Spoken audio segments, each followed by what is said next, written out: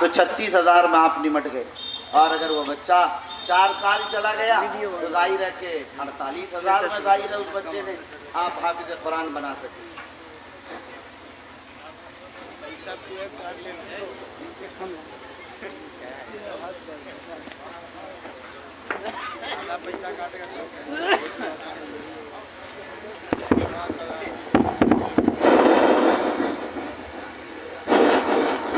نہیں یہ بھی چالو ہے۔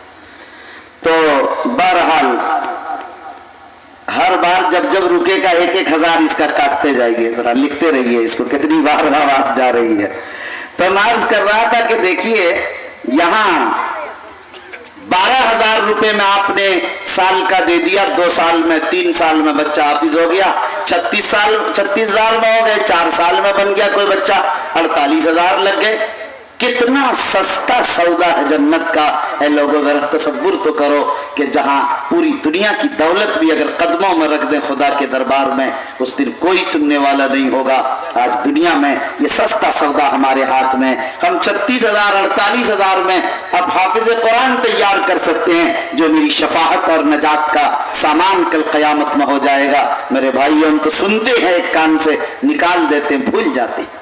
اس لیے میں آپ حضرات سے عرض کروں گا کہ لوگوں یہ عہد کر کے اٹھو ہر آدمی یہاں سے کہ مجھے ایک بچے کو حافظ قرآن ضرور بنانا ہے، اور مدرسے کے ایک بچے کی ہمیں کفالت کر کے ایک بچے کو ضرور حافظ قرآن بنانا ہے تاکہ کل قیامت کے دن ہمارے لیے نجات اور شفاعت کا سامان ہو۔ تو میرے بھائیوں بتائیے آپ حضرات تیار ہیں کہ ایک ایک بچے کو حافظ قرآن بنائیں گے انشاءاللہ؟ ہاتھ اٹھا کر ذرا بتائیے۔ یہ پیچھے والے ہاتھ بھی نہیں اٹھا رہے ہیں، اتنے سچے پکے مسلمان ہیں بیچارے۔ بنائیں گے آپ حضرات؟ نہیں ہوا ہے تو مردہ مسلمان کی علامت، میں قبرستان میں ہوں یا کسی زندہ انسانوں کے بیچ ہوں؟ ارے بنائیں گے آپ حضرات انشاءاللہ؟ ماشاءاللہ ماشاءاللہ۔ ایک ایک بچے اللہ کے دربار میں آپ نے اٹھایا ہے، اس عہد کو پختہ کیجئے۔ کل قیامت میں مجھ سے آپ ملیں گے کہ مولانا شمشاد رحمانی آپ نے عجیب نسخہ کیمیا مجھے بتایا تھا، جس نسخہ کیمیا نے مجھے جہنم سے بچا کر جنت میں پہنچایا ہے۔ آپ مجھے کہیں گے کہ کاش یہ کر لیا، وہ لوگ جو نہیں کر سکیں گے وہ بھی پوچھیں گے اور کہیں گے کہ کاش میں اس سے محروم رہ گیا۔ اس لیے میرے بھائیوں میں آپ حضرات سے عرض کروں گا کہ آپ حضرات مفتی صاحب سے ملیے اور ہر آدمی اپنی طرف سے ایک مہینے کا تو 1,000 روپے ہوا، کوئی سامان نہیں، خاموشی سے کر گزریے آپ اس کام کو تاکہ کل قیامت کے دن رسوائی کا سامان نہ ہو۔ یاد رکھیے ہماری بہت سی عبادتیں ہو سکتی ہیں، ہم سوچ رہے ہوں گے دل میں میرے پاس بڑی ریاضتیں، بڑے مجاہدے، بڑا تہجد، بڑا ورد و وظیفہ، بڑی تلاوت، بڑا استغفار، بڑا درود شریف، ہمارے پاس بڑی خدمات کا مرکز ہے، لیکن میرے بھائیوں آپ نہیں جانتے کہ یہ خدمات اللہ کی نظر میں کتنا مقبول ہے۔ مجھے نہیں معلوم، آپ کو نہیں معلوم۔ وہ زبیدہ ہارون رشید کی بیوی جس نے نہر زبیدہ کھدوا کر عراق بغداد سے لے کر مکہ و مدینے کے حجاج کو پانی میسر کر دیا تھا، اندازہ کیجئے اس کی جنت میں کون سی دشواری ہو سکتی تھی۔ لیکن ان کے مرنے کے بعد کسی نے خواب میں دیکھا، زبیدہ سے پوچھا زبیدہ کیا ہوا؟ کہ اللہ نے معاف کر دیا۔ پوچھا تو میں تو معاف کرنا ہی تھا اللہ کو، اتنا بڑا نہر زبیدہ کا کام تم نے کیا۔ انہوں نے کہا کہ نہر تو کام نہیں آیا، مگر اللہ نے کہا کہ زبیدہ تم کھانا کھا رہی تھی اور اللہ کے مؤذن نے صدا دینے والے نے اللہ اکبر کی صدا لگائی تھی۔ جب تمہارے کان میں مؤذن کی آواز پہنچی تو تمہارا سر دوپٹے سے خالی تھا گھر میں، تم نے اپنے سر پر دوپٹہ ڈال لیا تھا۔ اللہ کو یہ ادا اتنی پسند آئی کہ اللہ کے نام کی عظمت کا خیال کیا، اس بنیاد پر اللہ نے مجھے معاف کر دیا۔ تو بھائیو بڑی بڑی عبادتیں رہ جاتی ہیں، کسی چھوٹی سی عبادت سے نجات کا سامان ہو جاتا ہے۔ اس لیے ہمیں اس نجات کے سامان کو ضرور اپنانا ہے انشاءاللہ۔ اپنائیں گے بھائی انشاءاللہ؟ دوسری بات جو مجھے آپ حضرات کے سامنے عرض کرنی ہے، دیکھیے یہ بچے جہاں حافظ قرآن بنتے ہیں اس کو مدرسہ کہتے ہیں۔ یہ مدرسہ اسلامیہ قاسمیہ مولانا قاسم نانوتوی رحمۃ اللہ علیہ کے نام کی طرف منسوب ہے۔ انما انا قاسم اللہ یعطی محمد الرسول اللہ صلی اللہ علیہ وسلم کی بھی یہ صفت ہے۔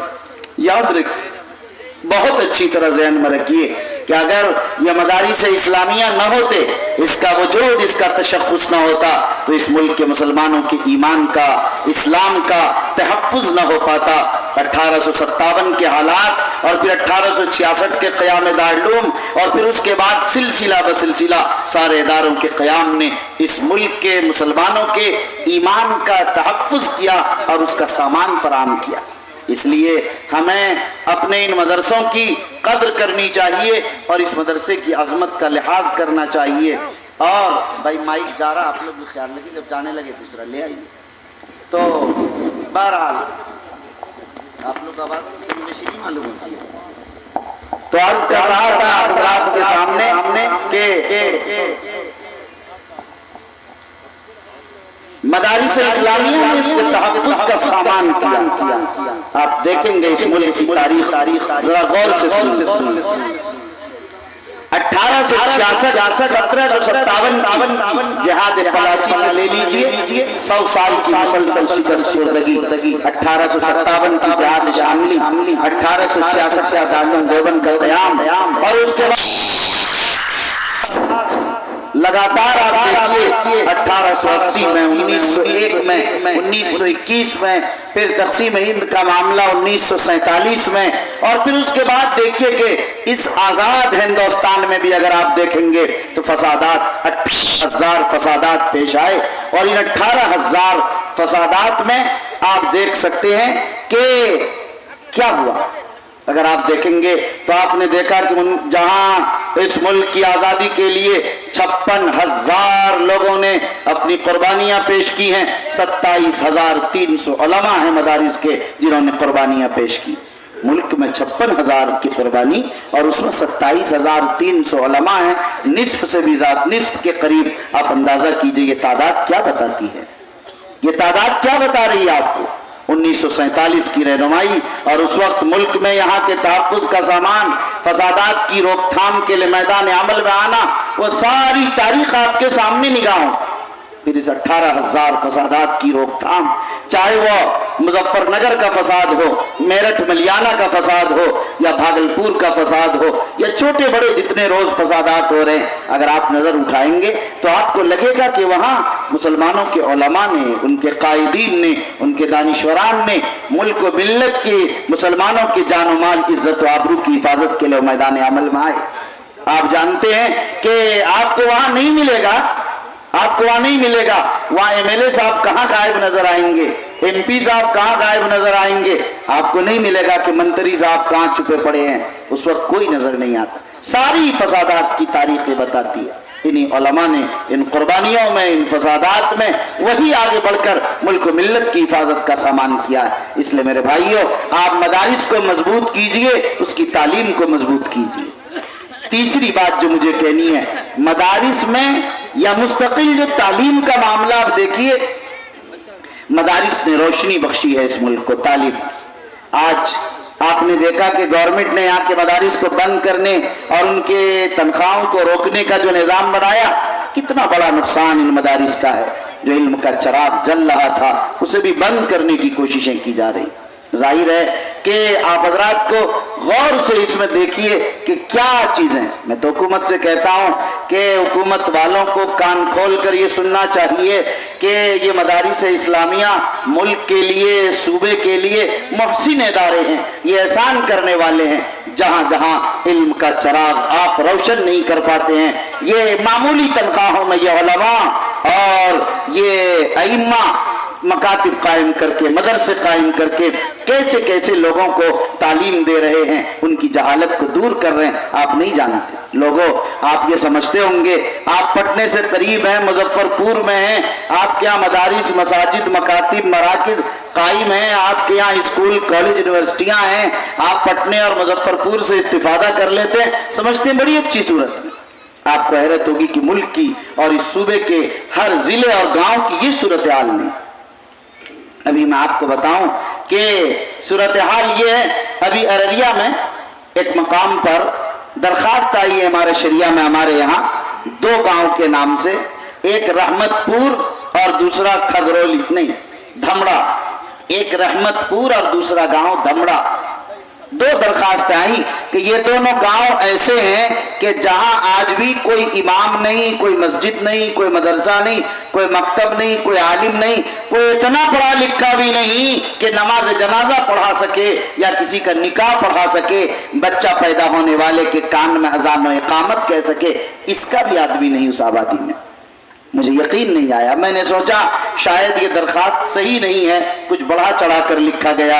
मैंने उसकी दरखास्त को रख लिया निकाल कर। मैंने कहा इसका मुआयना जायजा मैं खुद करूंगा। जब मैं उस इलाके में गया, अभी 4 महीना पहले की बात है, तो मैं वहां का खुद मुआयना और जायजा किया।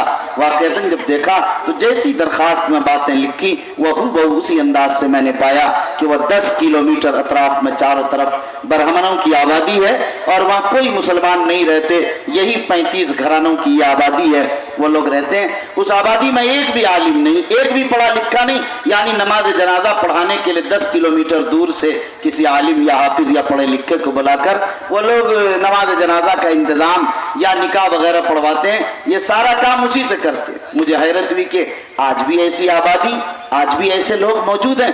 अल्हम्दुलिल्लाह पहली कोशिश में वहां पर 2 मकातिब कायम किए गए दोनों आबादी में, और हजरत अमीर शरीयत दामद बरकातुम ने फरमाया ये सुनकर कि सिर्फ बच्चों को न पढ़ाया जाए बल्कि वहां बड़ों को भी पढ़ाया जाए, उन्हें सिखाया जाए, औरतों को भी, बच्चों को भी, बड़ों को भी, बूढ़ों को भी, नमाज भी, तालीम भी, हुनर भी, बच्चों को कुछ चीजें सिखा दी जाएं ताकि उनका जरिए माश भी कुछ हो सके।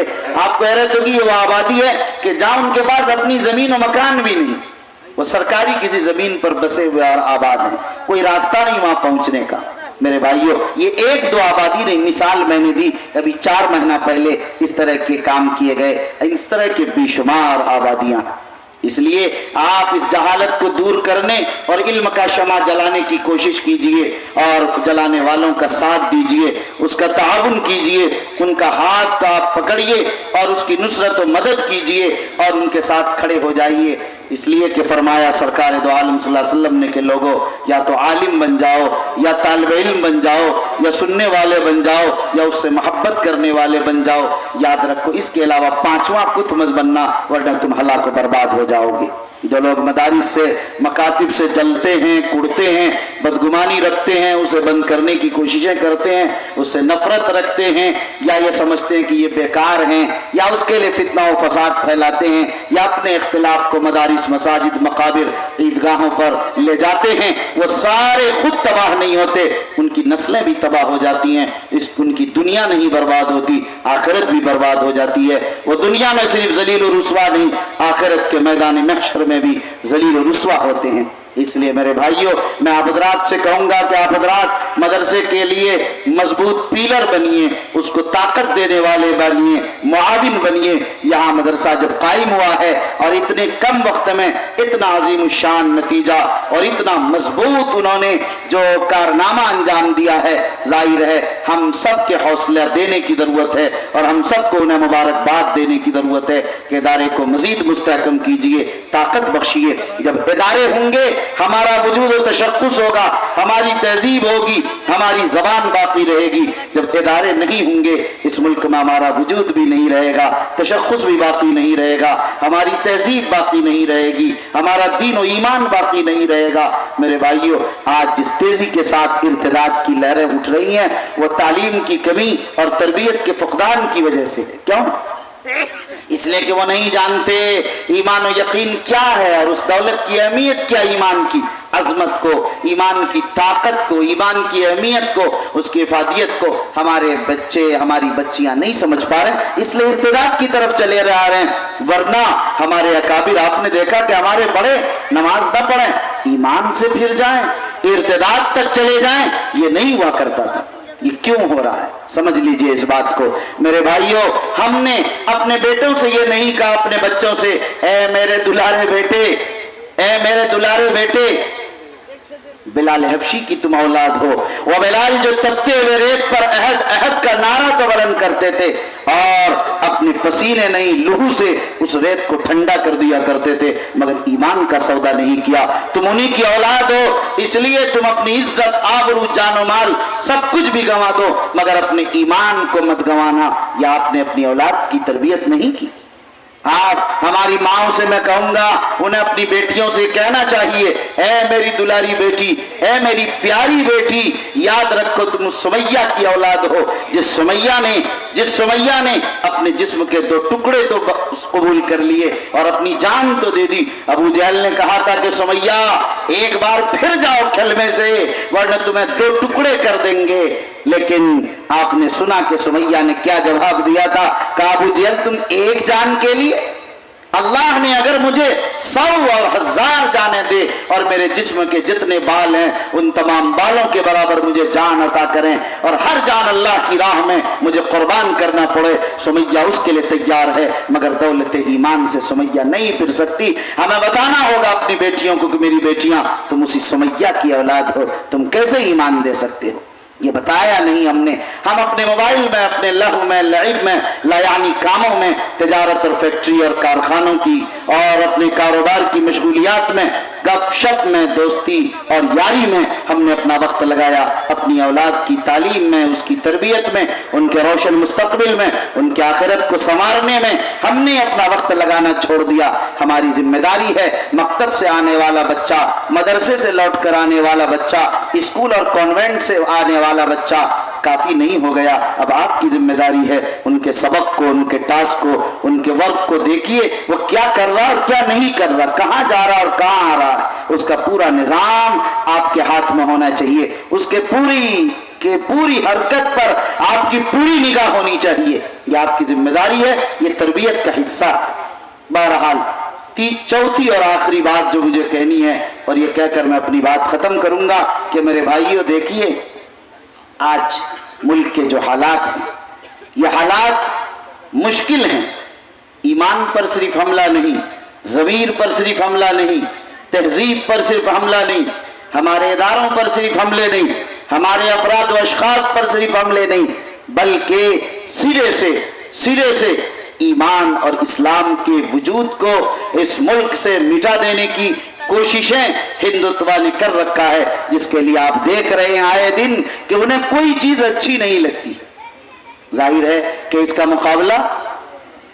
مقابلہ مسلمان کریں یا اپنے گھروں میں بند ہو جائیں، 2 راستے ہیں، لیکن یاد رکھیے گھروں میں بند ہونا ہے تو اس کا حل نہیں، اس کے مقابلے کی ضرورت ہے، مقابلے کی 2 راستے ہوتے ہیں۔ یاد رکھیے تاریخ بتاتی ہے کہ 1857 میں انگریزوں سے مقابلے کے لیے مسلمانوں نے یہ راستہ اختیار کیا تھا، اس ملک کے تمام شہری نے، ہندو مسلمان سب مل کر انہوں نے لڑائی لڑی اس ملک کو آزاد کرنے کے لیے۔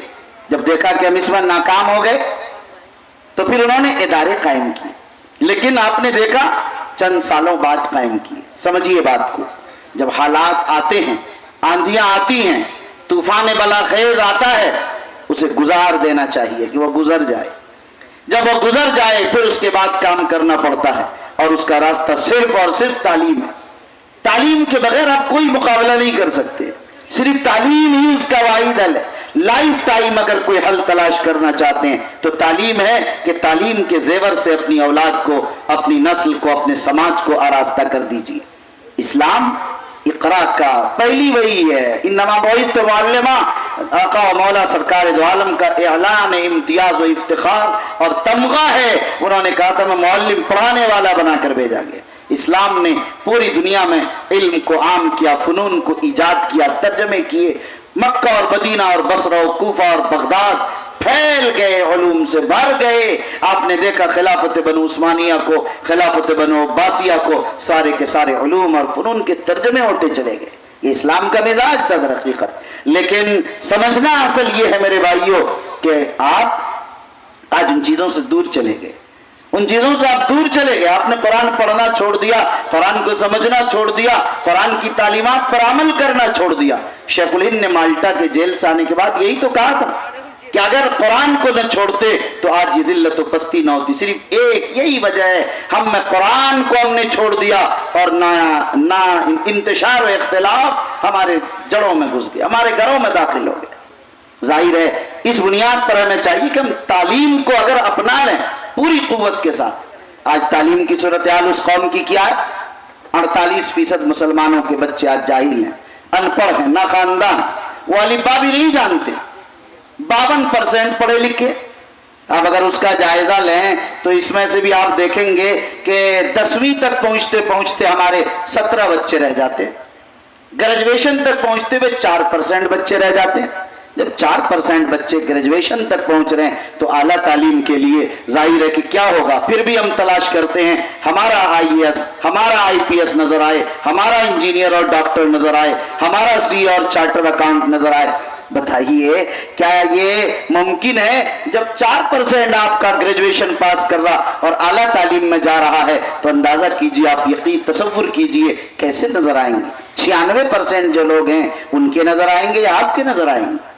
اس لیے آپ اپنی تعلیم کو بڑھائیے، اپنی تعلیم کو بڑھائیے اور اس کی پوری نگرانی کیجئے کہ معاشرے کا ایک بچہ بھی تعلیم کے وقت راستے پر، چوراہے پر، گلیوں میں، باغوں میں، پھلواری میں، میدان میں کھیلتے کودتے چلتے پھرتے اگر نظر آ جائے، آپ ان کے گٹے کو تھام لیجئے اور اس کو پوچھئے کس کا بیٹا ہے، اس کے گھر لے جائیے، یہ کیوں نہیں پڑھ رہا، اس کا حل کیجئے۔ اگر آپ اس طرح حل کریں گے تب کام ہوگا۔ آپ اپنے بچے کو پڑھا لیں کافی نہیں ہوگا، سماج کے ہر بچے کو اپنا بچہ سمجھ کر سماج کے ہر بچے کو تعلیم سے آراستہ کرنا ہوگا۔ اس کے بعد آپ جا کر کسی مقام پر پہنچیں گے۔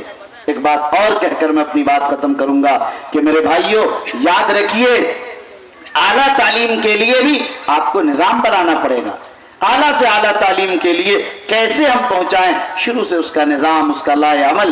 آپ کو اسلامی ماحول میں ادارے بھی قائم کرنے پڑیں گے۔ اسکول ہے، آپ ظاہر ہے اسلامی ماحول میں دینیات کے نظام کے ساتھ ایسے اسکول کالج جن کو اللہ نے دولت دی، ثروت دی ہے، انہیں چاہیے کہ ایسے اسکولز قائم کریں۔ کارخانے اور فیکٹریاں تو بہت قائم ہو گئی مگر ادارے کم قائم ہوئے۔ پورے ملک میں ہم ڈاکٹر تو بنانا چاہتے ہیں اپنی بیٹیوں کو اور اس کی سخت ضرورت ہے۔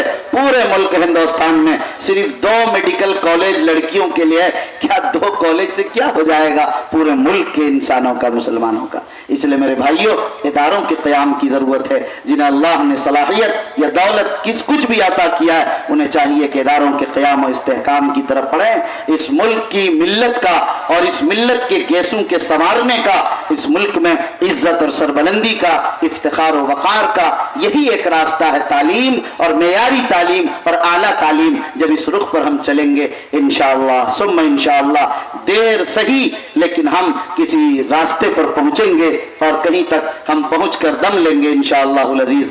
دعا کریں اللہ تعالی ہمیں اور آپ سب کو دین کی صحیح سمجھ نصیب فرمائے اور اس مدرسے کی قدردانی کی توفیق عطا فرمائے، اور اللہ تعالی ہمیں اس موقع پر یہاں سے جو پیغام ملا ہے اس کو لے کر جب جائیں تو ہمیں اس پر عمل بھی کرنے کی توفیق نصیب فرمائے۔ آمین۔ وآخر دعوانا ان الحمدللہ رب العالمین۔